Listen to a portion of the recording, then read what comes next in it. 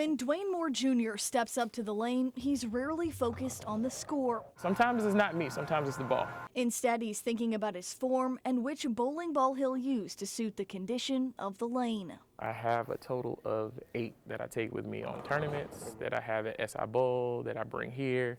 There's more in the locker that you haven't seen. When I met with him, he was using 3 different bowling balls. But since he started bowling 8 years ago, he's bought well over 40. A lot of times you'll see me bowl and I'll throw one ball and then I'm like, I can't do this one.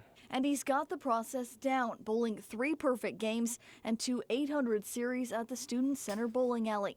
He calls the 800 series a much bigger accomplishment because he had to average 267 per game for 3 games in a row. I've had some great bowlers that come through here, but Dwayne's got the numbers on the wall over there to prove that he's top of the line. Bill Knoll is the manager at the bowling alley and says Dwayne is probably the best bowler to get their start here.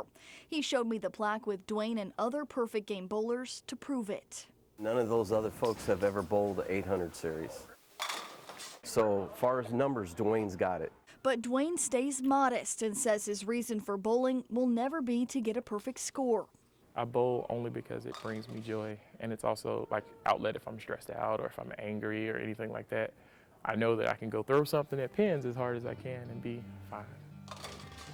And things seem to have worked out pretty good for Dwayne, and it was a pretty good story, don't you think? In Carbondale, Ronnie LaForge, News 3.